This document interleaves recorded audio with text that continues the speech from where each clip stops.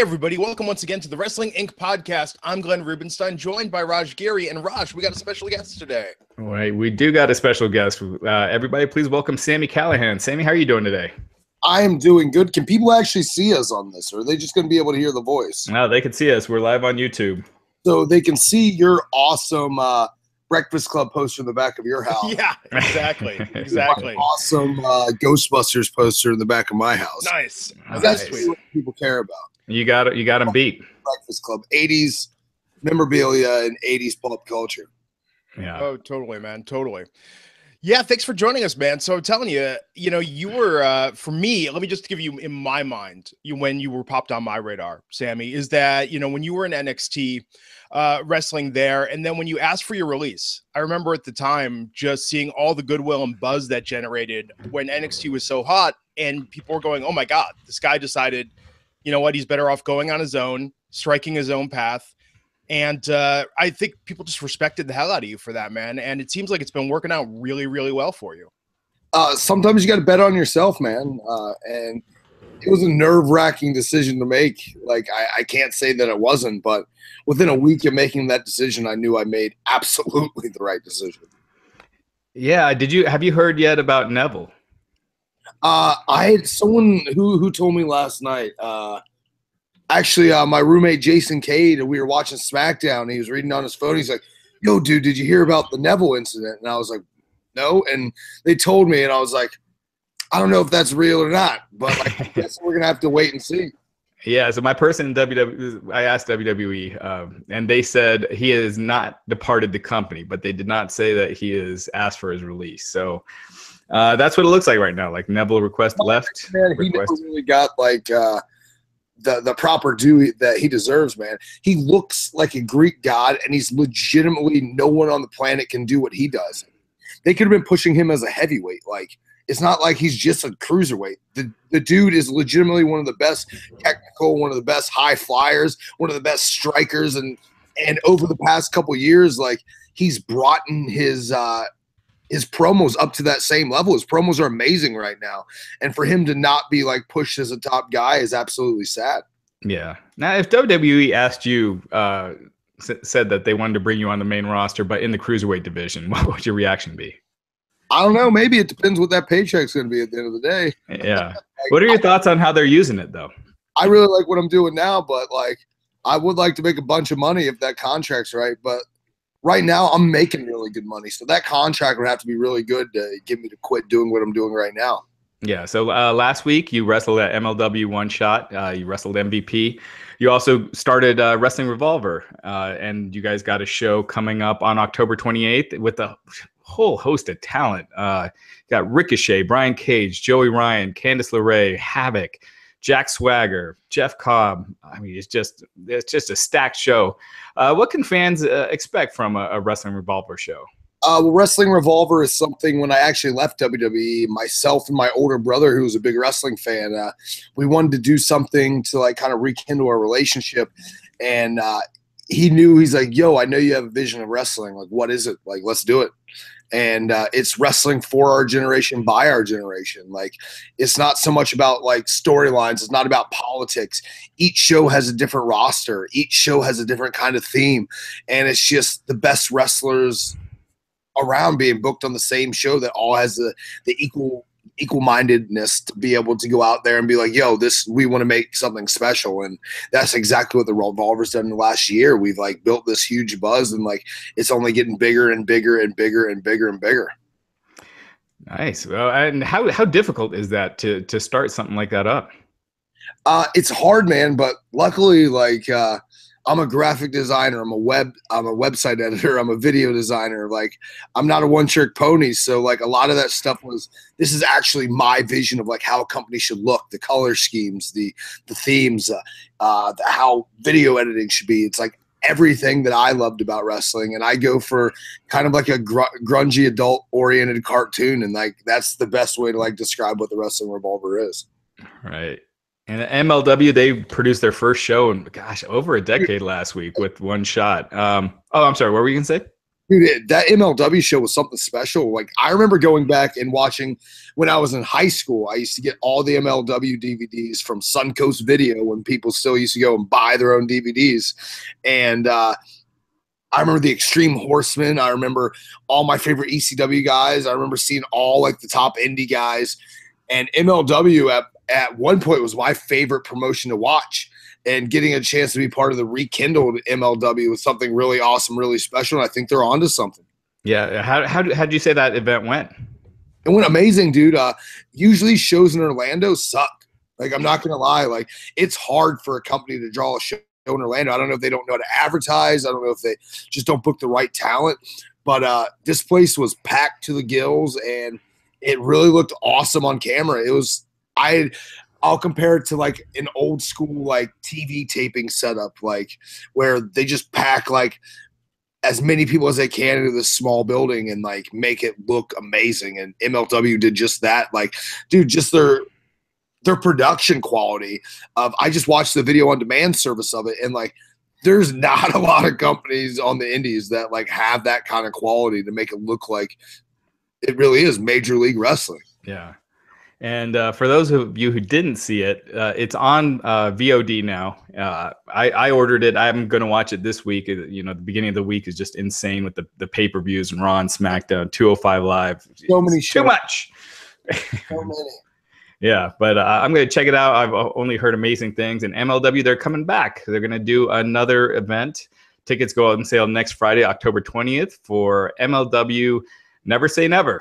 And that's going to take place. Never say never. Never say never. And that's going to take place in December. And also, if you order the MLW One Shot on Voice of Demand, you'll hear the return to wrestling commentary of Tony Schiavone, who's calling it with Rich. Oh, God, I always mess up his name, even when I talk to him. Yes, Rich Brennan. But his real name, Bocchini, is it?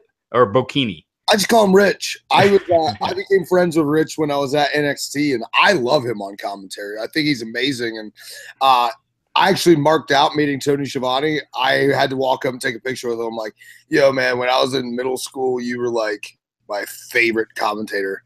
And I always wanted my parents to be like, you should book him as my babysitter. Like, that I felt like Tony Schiavone would have been a great babysitter back in the day. Yeah, you talk about the voices of the hottest era, and that's one of them. It's him, Jim Ross, and Jerry Lawler, in my opinion. I used to love when Tony Schiavone would get fed up with something. He's like, you don't say that. He like physically like get really like emotionally upset at something that Bobby Heenan would say, or just that look of disgust you give him.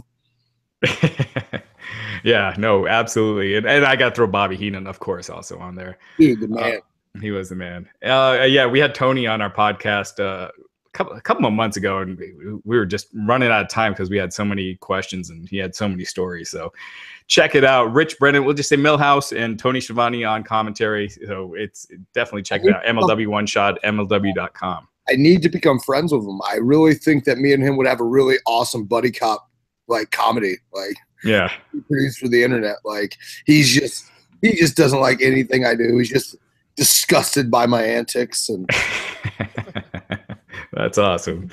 So what do you think of the like wrestling WWE right now using the dark element, like the stuff with Sister Abigail that they're doing on Raw, and you know Bray Wyatt's going to be wrestling as Sister Abigail at the next pay-per-view. You have kind of a dark character. What are your thoughts on that? So when I first saw the new Sister Abigail stuff, everyone thought it was going to be a girl like that they were bringing up to the roster, or someone that they're bringing back. But I actually kind of really like what they're doing with the Sister Abigail thing and Bray Wyatt. Some people may not understand it, but I am like a horror aficionado, so I knew exactly what they're trying to do. They're trying to do the same thing that they did with the movie The Skeleton Key, or the same movie they did with Insidious, where this person, Bray Wyatt, is a vessel for this other character, this other person, this maybe witch character, this maybe just this person that's not good, that is possessing his body. Because I heard some people be like, oh, they're going to make Bray Wyatt transgender, or it's weird they're making Bray Wyatt a girl, or they're making Bray Wyatt like Goldust. And it's just how one-sided people's minds are. They're not trying to do that at all. Like, they're legit trying to do something that's been done in the horror genre for years upon years upon years upon years upon years. And I'm really interested to see where it goes, because it could be something that's really, really cool. And knowing how Bray is, Bray's amazing. Like, he's going to make anything work. So I'm super interested to see what he does with this new character. Yeah. No, he's awesome. I think a lot of fans are a little frustrated with just how he's been used. You know, he kind of loses most of his feuds, and he's kind of been running in place for a while. Once they pull that trigger, like, he's the next Undertaker, or he's the first Bray Wyatt. Like, there's nothing in wrestling ever like him. And he's a guy that went out there and was Husky Harris, and they pretty much were going to fire him. And they're like, come up with something else. And he came up with probably the most relevant wrestling character in the last 20 years. Yeah. And that's really just a stamp of like who he is. Like, that he could have went out there and played it easy because he's IRS's son. But no, like, he went out there and truly became something that no one else was, and like put a lot of work into that. And that's something really cool. Like, and no one can ever take that away from him because he made that. Like, that's his baby. That was him and Dusty Rhodes working together. That was him working with other people. But like, at the end of the day, he's the guy that made Bray Wyatt. Yeah, absolutely. And you're obviously a big star on the indies. So many big stars now, on the indies that have never, a lot of them that have never been to WWE, at least on the main roster for an extended period of time. You got the Young Bucks, who are more popular than ever, Kenny Omega. Is this kind of like a golden era for indie wrestling right now? Marty Scurll, you can't forget the villain. The villain, Marty Scurll. Yeah, absolutely. I said this in an interview a couple weeks ago. Every wrestling boom and wrestling becomes big again. In the 80s, it was Hulkamania and the Ultimate Warrior. In the 90s, it was the Attitude Era, Stone Cold and The Rock. In the early 2000s, it was John Cena and Ruthless Aggression. But like, now it truly is independent wrestling. That's what the new boom is. Like, there's a reason that some of the top indie wrestlers in the past 10 years are now main eventing WWE. Between Kevin Owens, Sami Zayn, just look at the roster. Like, 90% of the guys on top are guys that were big indie stars. But now, because how technology has advanced, you don't need TV to get that worldwide exposure. Like, worldwide people can know who we are through social media, through video on demand sites. And now you don't need that machine of WWE to become a worldwide wrestling phenomenon. Just showing the Young Bucks, the Bullet Club, what happened with Cody Rhodes. Cody Rhodes became a way bigger star when he left WWE than he ever was in WWE. And now there's guys making 6 figures a year as independent wrestlers. There's guys with merchandise at Hot Topics, guys making thousands upon thousands of dollars off pro wrestling tees who changed the game with merchandising. And happening, like, indie wrestling truly is what's happening now. The time of like these terrible indie shows drawing 10, 20, 30 people are like really done. Like, I'm wrestling in front of indie shows that are drawing thousands of people, or 600, 700 people, or drawing huge crowds on video on demand sites. Independent wrestling truly is becoming the next wrestling boom. And I hate using that term independent wrestling because we're just pro wrestlers now. And that's a cool place to be. Do you think there's something being missed by not having that on a more national platform? I mean, there kind of is with ROH, with, you know, on Sinclair, but not a true like large cable station, and that a market's being missed with that. I don't think so, because I think TV's dying. Dude, no one watched TV, but there's a reason that Raw and SmackDown are drawing 2.5s when they used to draw 5s on the rating scale. There's a reason that these big television companies aren't drawing good ratings, because people don't watch television anymore. I watch all of my stuff on Hulu or Netflix or Vimeo or YouTube.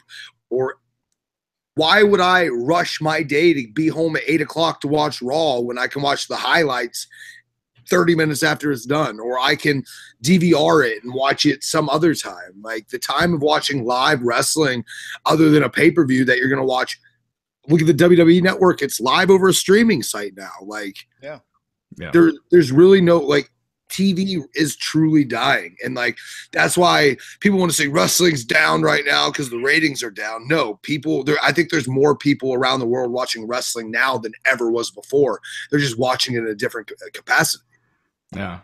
Do you think a lot more people are watching Raw in a different capacity and not live because it is 3 hours, or just that's the way it's going?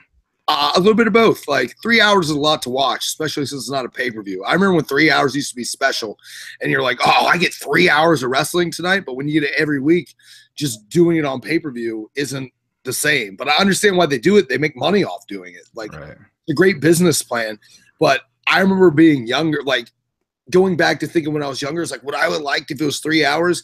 I remember when WCW Nitro moved to 3 hours. Yeah. And like I was like, this is too much, even being a kid, because I would watch the first hour of that.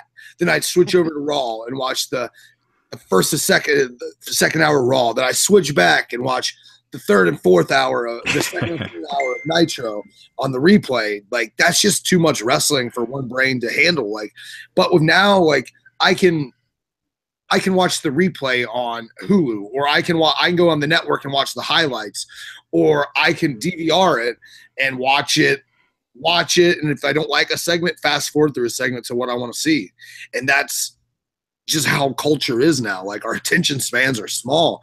It's the equivalent of like if you're watching a television show and you're just like, oh, I don't like this part of the show, and you fast forward through it. Like if you're watching SNL. Like, I'm not going to watch all of SNL because I'm not going to like every skit. But with wrestling, it's the same thing. Like, I'm not going to watch, like, it's a buffet. Like, I might like chicken, but I don't like steak. So I'm not going to eat the steak on the buffet. And like, that's the same way of wrestling. I hate those on-demand services that don't let you fast forward. That drives me nuts. That's the worst. Makes me mad. Oh, for a while, Hulu was making me real mad. You'd fast forward, but there'd be like a commercial every 30 seconds. Like, yeah. It seemed like, I'm like, what are you doing to me right now, Hulu? I will pay the extra $3 a month to get rid of these ads, because it's worse watching on Hulu than it was on TV for a while. But now there's so many other streaming sites. There's Plex, where now you can pretty much get live television on your streaming site, and those numbers aren't being calculated into ratings. So like, it really is way different. Like, I don't think I remember the last time I even ordered a WWE pay-per-view because of the network, and because like it's legit $9.99 to watch any wrestling show ever. And it's kind of hard to get the numbers of how many people truly are watching, because you got to think there's so many people watching on the network. There might be some people watching on pay-per-view. There might be some people illegally streaming it. There might be people, like 15 people watching at one person's house. Or like, I know a lot of people, like some people might sign into the same network account. There might be 5 people signing in the same network account. So you truly don't know what the real numbers are. Right. Someone's asking, at this point in time, would a hot indie talent completely drown in WWE, like some of the come-ups from NXT to the main roster? Like, is it better for them right now to stay on the indie scene as opposed to go to WWE? It all depends how they're handled. Like, I don't believe when I was in NXT I was handled the right way, but a lot of that was I walked on eggshells and I wasn't myself. Like, but it's one thing to be given the ball. It's another thing to be given the ball of blockers. If you're brought in like a Kevin Owens or a Sami Zayn and protected like they were, sure, it's going to be easy to succeed. When they let you do you're going to be able to succeed. When AJ Styles came in, the way they presented him is why he succeeded. If they present you the wrong way, you're not going to succeed. Like, kind of like the instance, like Tyler Breeze was amazing in NXT.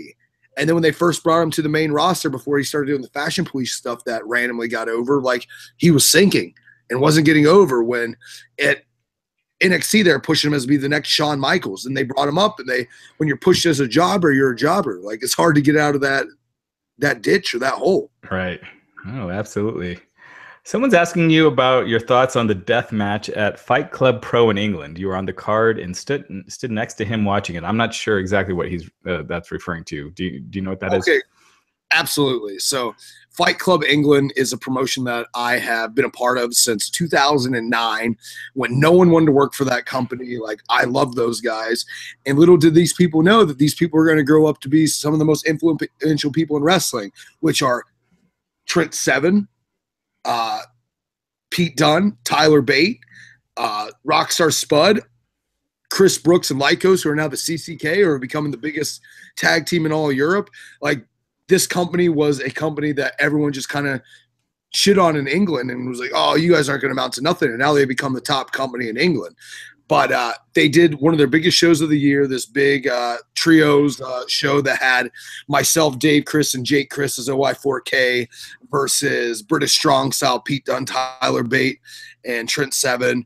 And then we also had something with Team Dragon Gate of Sema, Ita, and Mochizuki. But on night one, the main event was a hardcore death match.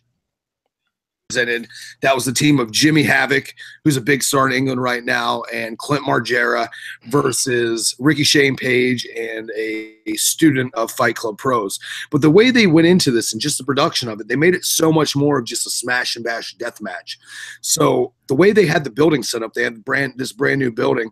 There was this giant curtain cutting off half the building, but people didn't know if there was anything or what was behind it. They just thought it was part of the building. So when the match was time to start, two guys came to the ring, and they're in the ring like, "Oh, where are you? Where are you, Jimmy Havoc? Where are you, Clint Margera?" And Jimmy Havoc's theme music hit, and when it hit the big part of his music, that curtain dropped, and there was another ring set up that already had all the hardcore elements, a scaffold. It looked like a play set of like a crazy deathmatch scene. This curtain dropped, and everyone's like, "What the heck?" And they turned and they looked. And everyone just rushed this whole side of the ring. And that was one of the coolest moments I've ever been a part of during live wrestling. Just like out of nowhere, this giant curtain dropping, the lights coming on, and everyone being like, "Oh my God, they have another ring set up with this crazy atmosphere," and everyone running. And I ran around the ring. I was out there watching the show. I'm like, "Oh, I'm going to watch this." Wow. That's got to be on YouTube, right? Actually, which is funny, they just hit me up 2 days ago. They're like, "Yo, do you still have the footage of the curtain dropping?" I'm like, "Yeah, it's on my phone." Send it to us because nobody got it. That's such an indie wrestling thing. They didn't fill in anyone. Like, so the crowd didn't know, wasn't recording that way. They were recording the other ring. And then the camera crew was still recording the ring because they didn't want to give off that something was going to happen. So I might be the only person on the planet that actually has the footage of the curtain. Nice, man. You got to get that up there. Yeah, I just sent it to them to let them release. Oh, nice. So other end of the spectrum, how does it compare to the stuff you've done with Lucha Underground when you're doing something that's so like in a soundstage produced, they're taping the whole season at a time and doing those storylines? How's the vibe there compared to a weekly wrestling promotion or the indies? It's way different because it's like legit filming a movie. We have a green room with bunches of food that we can eat at any time. We have catering at any time, which WWE has too, but it's more like a chill atmosphere where everyone's just laying around the green room, and we already know what we're going to do because it's been put together the day before, that we already know what we're going to do at the tapings. And then freaking, if we're going to film promos, we had to come in during the week to film those. And it sometimes takes 6 hours to film a 3-minute promo just because the way they shot it. It was, sure, it had some amazing wrestling, but it was nothing like filming a wrestling show, like filming a real live television series. Awesome. So I know you got to run here in a minute, but just one more question for you from Rav P. He's wondering, assuming you've seen how Triple H works in NXT, and someone's asking, assuming Triple H takes over WWE once Vince retires, do you see the business completely changing its ideology, content, and storytelling for the better or worse than what it is right now? Well, it's never going to change, like, to the fact, like, it's something different. You can't reinvent the wheel. Like, pro wrestling's pro wrestling. But I can only hope that eventually things aren't one-mindedly, where we can have these different storytellings and we can think out of the box more on stuff and make pro wrestling what it is. Like, pro wrestling can be anything we want it to be. We can have undead wizards. We can have time travelers. We can have monsters. Like, pro wrestling can be whatever we want it to be, and that's really cool. And I think my generation is one of the first generations to really, like, just go on record and be like, yo, this shit's fake. Like, at the end of the day, it hurts really bad, and like, but please tell us how we're doing it, and please tell us, like, that we're not the best athletes on the planet. And I think we can't just – WWE did this back in the 1990s when Vince said it was sports entertainment. But we're the first generation to be like, yo, like, what we're doing, we play different parts in movies. Like, at Evolve, I might play the part of a horrible criminal. At Lucha Underground, I might play the part of this womanizing, freaking dastardly Jeremiah Crane. At CZW, I might play this lighthearted cowboy. Like, you can play different parts in different movies because we're we're actors doing our own stunts at the end of the day, but we're the best at what we do. And for someone to say it's not a sport is absolutely above me, because no one on the planet can do what professional wrestlers do. Like, it just proves, like, NFL guys try to come to WWE and they're like, this is way different than I expected. Or MMA guys try to come into the WWE wrestling, and like 90% of the times it doesn't work out. Sometimes it does, but it's hard to do what we're doing. And like, I think we're truly just proving that, and proving that we are something special. We're a magic show. We're organic, real life, one shot entertainment that takes real life melodrama and turns it into something special. Yeah. Well, awesome, man. Well, thanks a lot, Sami, for joining us. Tell the people listening more about Wrestling Revolver, your next show, and how they can check it out. Absolutely. Wrestling Revolver, my company. You can check us out on Twitter at PW Revolver, or you can check out our website, ProWrestlingRevolver.com. Our next show is on October 28th, and just listen to this talent: Ricochet, Joey Ryan, Brian Cage, Candice LeRae, Havoc, Jack Swagger, Jeff Cobb, Tessa Blanchard, Matt Riddle, OVE, myself, Shigehiro Iri from Japan, and many more. You can watch us anytime and every time on our video on demand service. That's via the High Spot Network, or you can pick up any of our badass DVDs on highspots.com. Man, yeah, check that. Is a stacked card. And also, speaking of VOD, MLW one shots on VOD, MLW.com. Check it out. Sami Callihan had a great match with MVP. Got a fist fight. It's okay. Yeah, absolutely.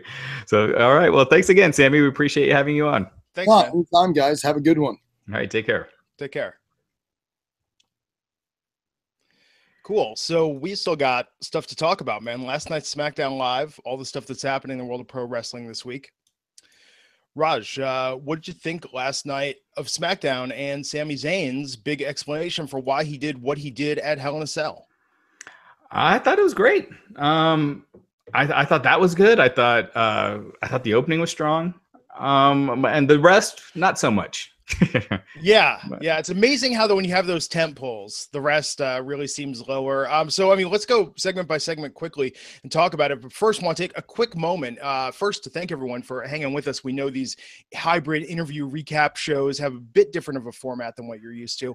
But want to make sure we thank the sponsor of this episode, which is DDP Yoga and the DDP YOGA Now app. And you've heard us talk about it. You know who uses it. People have been saying on Twitter, like, wow, Glenn's really putting over DDP Yoga. And I'm telling you guys, it's because everywhere I turn, everywhere I look, there's a success story. There's something that inspires me just to get through the day and say these people are making a dedication to themselves, their health, and their lives. And DDP Yoga Now is the tool that they're using to get there, make progress, and make things happen. You've heard superstars use it: Chris Jericho, AJ Styles, Mick Foley, Goldust. The list goes on and on and on. But more importantly, it's the real people who are just losing weight, improving their mobility, their flexibility, relieving joint pain. And right now, they've got a sale going on.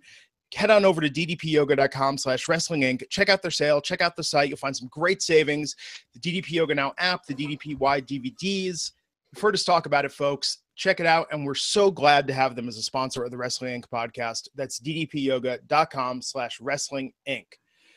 So last night's SmackDown started off with the recap video of Hell in a Cell. Just showing you everything that happened, all the craziness there. I don't know about you, Raj, and I know Wrestling Inc., has had coverage from people in the audience and whatnot, but isn't it just amazing watching all the different angles, seeing from the production of that spot and realizing how close it was, truly, when Kevin Owens got pulled from that table. They timed that perfectly before Shane hit.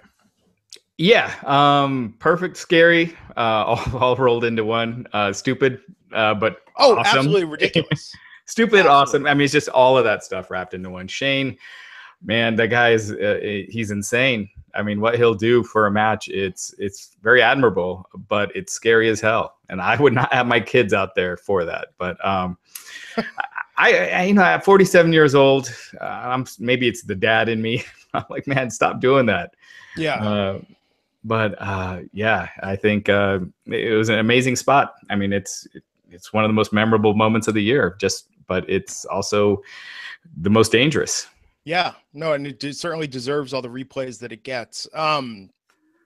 Opened up, though, so they put off that explanation towards about the halfway point through the show, and we actually opened with the Usos coming out talking about, their new SmackDown Tag Team Championships, calling out the New Day to the ring.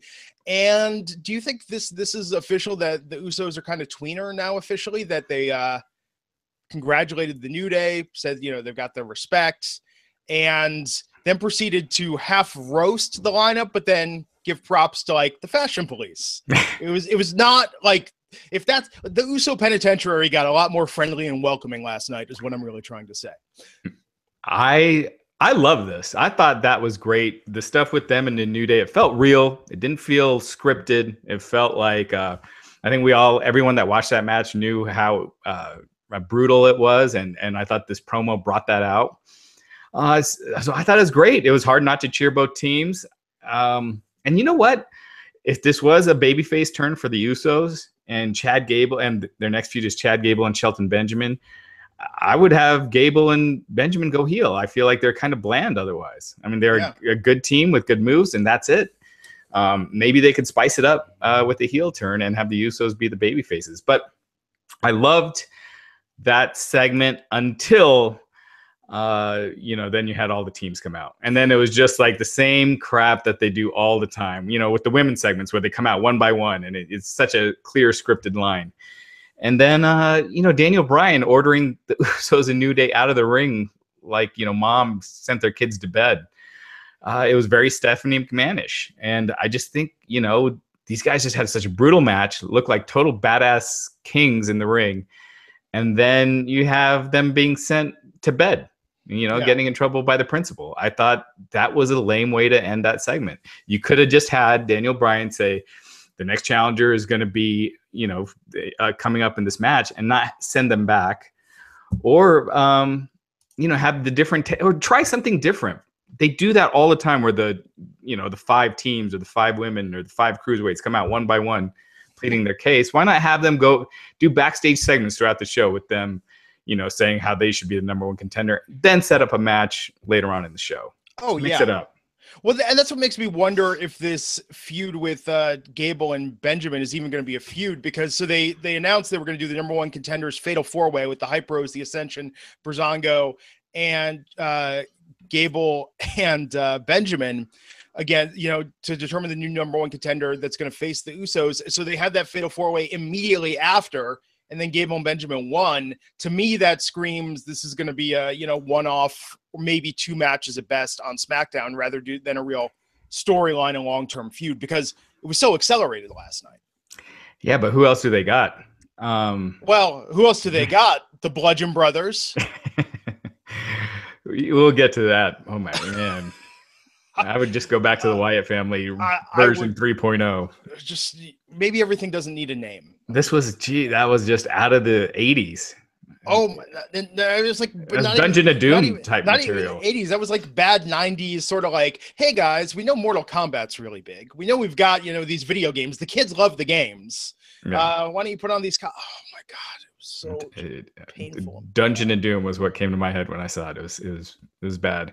Luke Harper, I cannot believe that a guy his size, they can't find something to do with him. Yeah, I mean, we'll talk about it. We're on it. So this promo aired throughout the or about midway through last night. So Rowan and Harper, they've got, I think it was sleeveless trench coat hoodies. They've got 2 big, were they even sledgehammers? They looked like mallets. I mean, I think just Luke Harper had the mallet, right? Yeah, they looked like video game henchmen. So if the Ascension, sure, that's one way to go. Sanity, that's another way to go. The Authors of Pain, that's another way to go. It's just sort of another riff on the, oh, hey, we're 2 badass, sort of post-apocalyptic. I mean, it's extras from the Road Warrior, man. It's just even worse though. They're trying to be like it's very Halloween-y. I'd rather them dress in dresses and be called the Sisters Abigail, at this point than what they had. But man, Rowan's potato sack was an upgrade from this. Right. I mean, you see what happens whenever they try these the scary gimmicks. Bray Wyatt made it work because it wasn't as cartoony, and he performed it very well. But the Ascension and all this stuff, you're carving your way a path to jobberhood quick. And I see them getting a push quick, and then the fans just crapping all over it, and them being off of TV again as they wait to get repackaged. I just think Harper needs to find a way to stay away from Erick Rowan, because that guy is just, all they could think of, all creative could think of, is them together.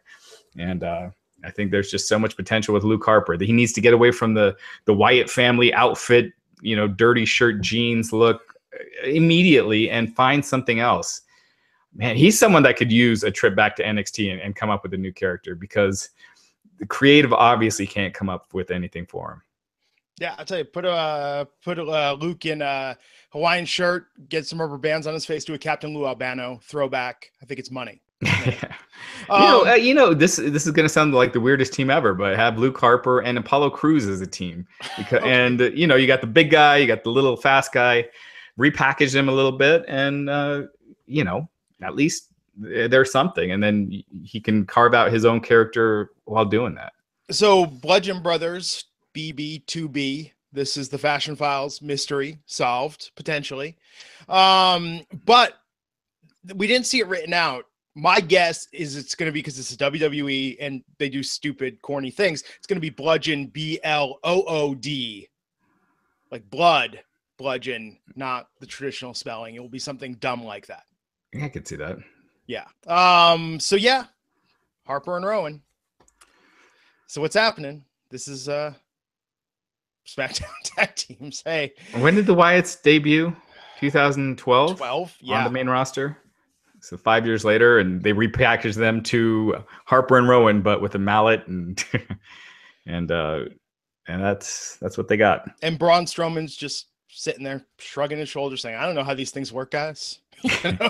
Braun's awesome, though. Yeah, Braun's awesome. No, Braun has shown the way, right? I mean, they did absolutely the right way with him and giving him a reboot. Vince shows when he cares about a talent, he'll make it work. And Braun has been protected, and it shows. That's what happened. When you say wins and losses don't matter, Braun wouldn't be this big if he was getting beat every other week and trading victories all the time. No, and that's true. I mean, look at Braun versus Bray. How seriously people take one versus the other. That's why. Yeah. So back to SmackDown, chronologically, the women's segment last night. So with that, also, wait, I gotta say, I love that Tasha Fuentes was backstage to get comments from Sami Zayn and Kevin Owens, and they were sharing a dressing room. I thought that was just a weird, corny little touch that they had their names on it. Yeah, I got nothing. Yeah, I mean, it kind of lampshaded where this might be going. But okay, so the real quick, Andrew in the chats correcting us. The Wyatt family debuted in 2013. That's right. So 4 years. Right. So, but I was in NXT in 2012. That was early. I think the Bray Wyatt promo was like in one of the first 4 episodes of NXT, which is now on the network, the Full Sail years. You can go back and watch that from the very beginning, folks. $9.99. Yeah. So the women were backstage. I loved that exchange backstage with Charlotte just attacking Natalya. I thought normally it's corny when they do that, but I thought that was so well done last night with the build up to that. I liked it too. Yeah. I don't like when they just clump all the women together and all the tag teams together. Like they just clumped all the women together here in a backstage interview. But I thought the attack was good. So yeah, I mean, I like Charlotte and Natalya, and it's just like, as I say every week, I just think the heel face dynamic should be switched. And then Renee Young backstage interviewing Baron Corbin, United States champion Baron Corbin. I love this thing with the keyboard warriors. I love that on Talking Smack. I think he's taking what's worked and just embellishing it more and more. The buy a boat to sail on, what was it, a river of your tears? I don't know. Everything he says just sounds so scripted. It just sounds like that same promo you could give to almost anyone else on the roster. Yeah, I think he needs to find a little bit more of a. But the words he says are about the same as anyone else. Yeah, I don't know. I think he needs to break out of that shell with his promos, because he just doesn't stand out. Yeah, he's the champ though now, man. The U.S. champion. Yeah. I mean, we'll see. We'll talk about that. That's going. So Carmelo versus Becky Lynch. I gotta ask, man, because I saw this noted online on Twitter everywhere last night. Becky last night once again, huge pop. This was only her 4th singles match since WrestleMania. She won over Carmella. Do you think they're doing anything with her, or she's just going to sort of be the standby utility player for the foreseeable future? B. I think she's the standby utility player. Yeah. I mean, they could, again, I think they're sticking with Charlotte as a babyface. I'm sure the end of this story ends with Charlotte winning the title. They could turn Becky heel and feud with Charlotte. They've had awesome matches in the past, and I'd like to see it. But I don't know. Becky she's another one. She just seems like a natural babyface. So, Charlotte, again, if Charlotte was a heel and you had Becky chasing her, I think that would be money. But apparently they don't see that way right now.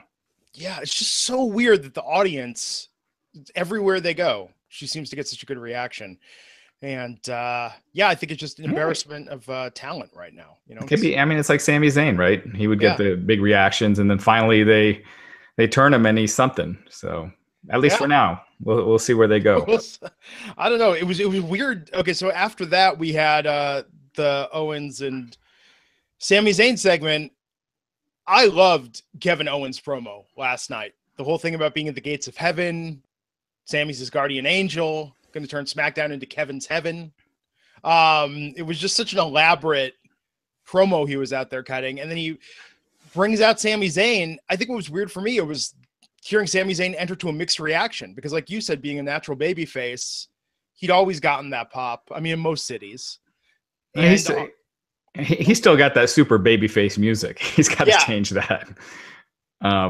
But it's one weekend. He's got to work on getting the fans to hate him. Yeah, I don't know. So his motivation for this, and I guess like any good heel promo, he made a lot of sense in the things he had to say about feeling that he hadn't gotten his opportunity, that, Shane inserts himself into these matches, and he was doing what he felt was the right thing and was going to try and be a little more like Kevin Owens going forward. But by the end of that, I mean, they gave him every chance, right? They gave him every chance to give him more nuanced explanation to not make it more of a heel turn. But it was pretty clear that, Stenerico is back. It's these two guys are a team again.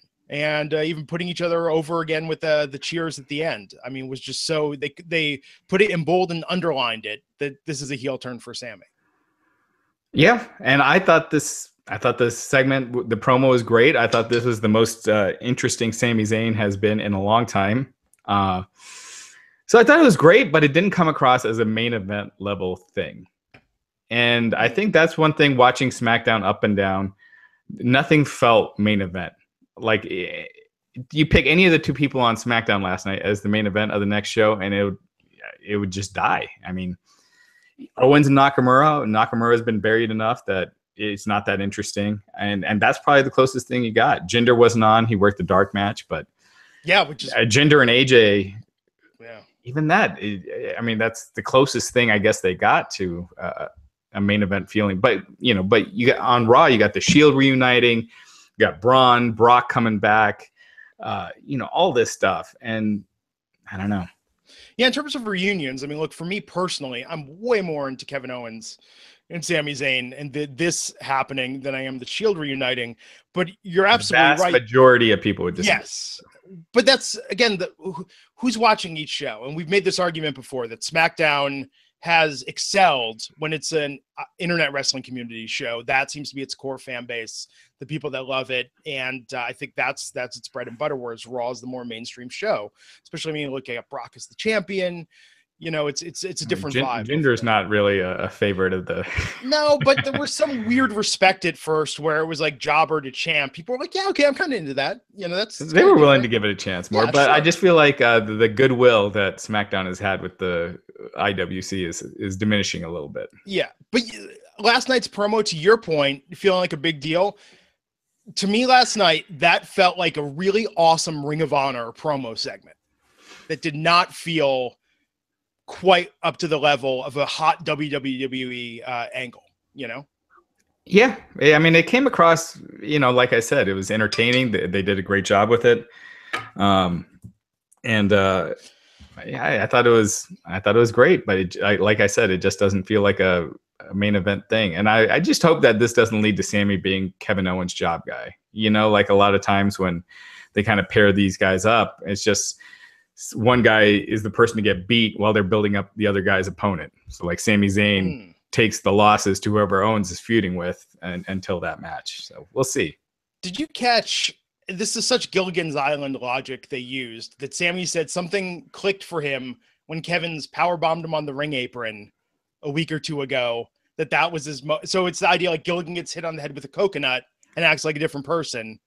I think that they're setting this up ultimately where when the turn happens again, Sami can go back to being a face. Yeah, I hope it's a long ways away. I don't think they need to turn Sami again soon. So, yeah. And I think it'll be forgotten that powerbomb when it does happen. So. Well, so where do you think this goes? Do they become a tag team? No. Do they? Okay, so do they do Shane and AJ versus Owens and Zayn? What's the storyline from here in your mind? I mean, they could do a Survivor Series match with Owens and Sami picking a couple guys against a team captained by Shane and AJ. I think AJ's moving to Jinder. I just don't see who else is there. And I know AJ got pinned clean, but they do that stuff all the time anyway. Yeah, or a tag match. I could totally see that. AJ and Shane, because they have been pushing a lot about AJ talking about this angle. So I could see that at Survivor Series. Even though I don't know, then who do you have for Jinder if you do that? Yeah, but the ultimate end, the ultimate resolution to the Sami Zayn heel turn is a turn back and Sami Zayn's versus Owens down the line at some point. I mean, I don't know. It could be. I don't think that's what they're thinking of right now. I don't think that's what they're thinking of with this storyline. I think it just gives Sami something, and I think they're going to be a pair going forward until it's no longer working. Yeah. Hey, look, man, anything that gets Sami Zayn more TV time, I'm all in favor of. And obviously it's clear that Owens is not going to Raw. I don't know where that started, but we did get emails about that. No, it's clear that that's not happening. I don't think that ever was the plan. Even guys I had talked to never even mentioned that. So yeah. Well, and I guess that's the best thing we could say about this angle coming out of it is we don't know where it's going, which is exciting and interesting to a degree. Yeah. Because man, who knows? We don't need another AJ Owens feud. If they're moving AJ to Sami, I think that's a step down. But we'll see. Yeah, God, it's weird, right? I mean, we've talked about this before. How you felt that to some people in the company, they didn't have that confidence in Sami to put him at this level, but to be up there with Owens now, coming off of Owens just recently with Shane McMahon, getting to headbutt Vince McMahon a couple weeks ago. Clearly they believe in Kevin, so they're bringing Sami into that scene, shows some faith in him by association. You could. I mean, you never know when they tag someone with the top guy.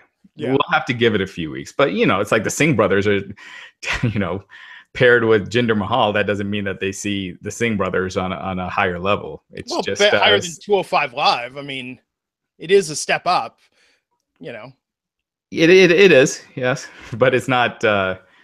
So we'll see. I don't see Sami being in the world title picture or anything like that. Although who knows, man? With Jinder, they got to do something. So this was followed by Randy Orton and Shinsuke Nakamura versus Rusev and Aiden English. And real quick, guys, in the chat, put who you would want Jinder to face at Survivor Series in the chat, so we can bounce some ideas off. All right. Yeah, we'll know it's curtains for SmackDown and Jinder Mahal if they start talking about some sort of unification match against Jinder versus Brock. And it's like, oh man, SmackDown's the B show again. I think they'll give it a couple years before they decide to do that again. Yeah. Or at least a year. But they're hurting SmackDown, and they keep doing it, and then they're going to be down the road when they're like, all right, we're going to have to just drop the brand extension and wonder why. Well, you did it to yourself. When you don't keep the brands even, and one starts being perceived as the B brand, then that's what happens. You get lower attendance, lower interest in the pay-per-views, and it happened last time. It's happening again. Yeah. Absolutely. I mean, look at Hell in a Cell for what that was as a pay-per-view. Look at some of the photos out there showing the camera side, and for such a hot pay-per-view, that was not anywhere near sold out. Right. And Detroit is a reliable city. Yeah. New arena. I mean, that should have been a win. Last year we talked about this and we've referenced it, but last year I was at No Mercy in Sacramento, brand new arena. And that was a SmackDown pay-per-view last year. That was sold out, packed. Absolutely packed. And that's Sacramento, not a hot wrestling town. Yeah. So, it shows that it is having an impact. So Orton and Nakamura versus Rusev and Aiden English last night. Orton and Shinsuke picking up the win. Where did they go? Clean. They kind of made Rusev and Aiden not really look like much. Yeah. Aiden took the fall. I'm assuming Orton is still with Rusev, even though he beat him pretty convincingly, and they didn't do anything for Rusev to get his heat back. But I mean, where do you go with Orton after this? If he obviously wants to turn heel, he flat out said it. But I don't know if WWE wants to do that and keep turning him so many times, because he just turned like a year ago or 2 years ago. I guess he's been a babyface for a little while, but. I don't know. I don't know what you do with this mix of guys, because you've done Orton versus Jinder to death. You've had Jinder, pretty cleanly beat Nakamura. Someone's saying, for Jinder at Survivor Series, someone's saying Chris Jericho. That's not going to happen. Triple H is not going to do that. Triple H, when he comes back, it's going to be he's going to make sure his thing is a huge deal that leads to a big WrestleMania match. Yeah, it's Drew Galloway. That's not going to happen right now. AJ Styles seems like the only person that fits, and so we'll get to that main event. Yeah. Someone saying Bobby Roode too. That's way too soon. Oh yeah. I don't think people are there yet. Speaking of what's that? Was that next? That was next. Yes. Okay. Yeah, Bobby Roode, Dolph Ziggler. Cutting promos. I think, did Roode forget his lines at one point? Yeah, there was that awkward pause. Yeah. Okay, so here's the thing. Dolph's entrance, they're going to run this into the ground. Remember we said Sunday, kind of a badass entrance coming out to nothing. They keep doing this every time. You know what ruins it, man? I don't know about you. For me, it's like goddamn record scratch sound effects. It's like just they're playing.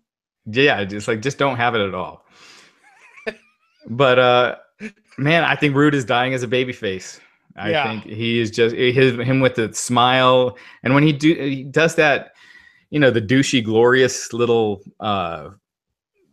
swagger. It's great as a heel, but as a babyface, it just looks so douchey, and it's just I see him falling in this role. Yeah, I feel like in NXT, his promos. And this might be controversial in saying this. I feel like his promos were very repetitive, worked if you really didn't pay attention to what he was saying. And when he came in, the whole thing, I'm going to put NXT on the map. We're going to have CEOs and important people paying attention to our sport. That was a decent angle for a day, for a week or two. And I feel like they just sort of ran it into the ground. His era, the glorious era, yada, yada, yada. I feel like the entrance is good. I feel like he's good in the ring. I feel like he's got a good look. But I never have known what was their storyline-wise to get me invested in Bobby Roode as a person. Yeah, sorry if you hear the phone ring. This could be a breaking scoop. Is that the Wrestling Inc. hotline? It is the Wrestling line, but you need to pick it up. If you need to pick it up, I can. It'll go to voicemail. Okay. But that could be Neville calling and being like, "I just need to talk to someone about." Get me on the podcast. I think there is a. There's a big positive with that glorious entrance, and that the fans love it. It gets him a huge pop coming out. But there's also the negative in that he can't be that intense heel that he was in TNA. Yeah, it kind of takes away from that. And as this fun-loving guy that's out there smiling, respecting his opponents, I see nothing special.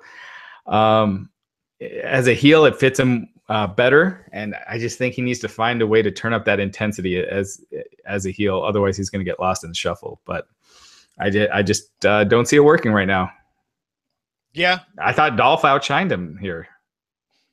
Especially with that ultra conditioned hair he had last night. No frizz or anything. No, When he I dropped know. it down, it looked like Kevin Sorbo or Fabio just sort of shaking it out. You know? Yeah. Oh man, so that rematch is next week.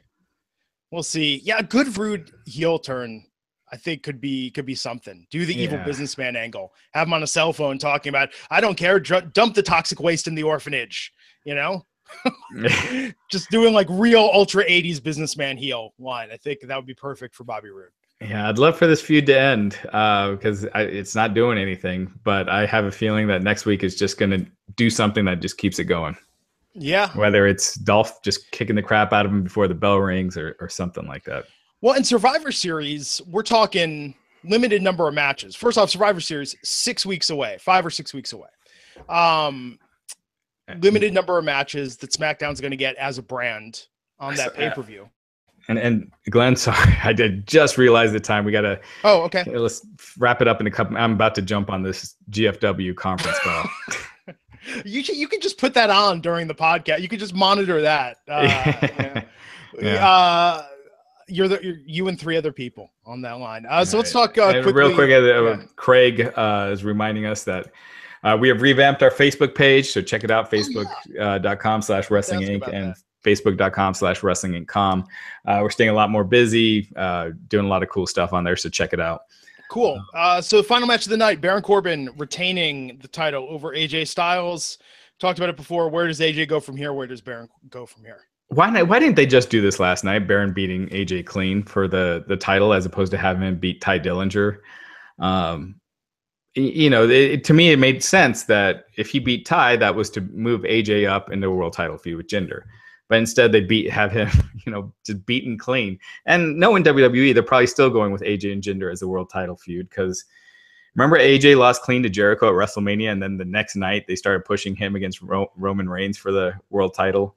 Yeah. So it makes no sense to have him lose clean here. But they did it.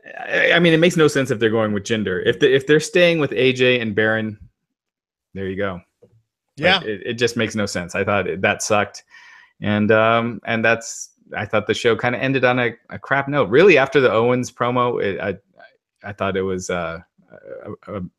not a can't miss show after that. Yeah, so it is what it is. We got a while till Survivor Series. Last SmackDown only pay-per-view is in mid-December. I feel like SmackDown doesn't know where it's going or what it wants to be right now. I agree. But that's produced good things in the past. There you go. All right, Glenn, go ahead and let's take it home. So thanks everyone for tuning into the Wrestling Inc. podcast. I'm Glenn Rubenstein, and we'll see you back here on Monday night to talk about Monday Night Raw. Myself, Mr. Raj Giri, Mr. Matt Morgan. Until next time, folks, take care.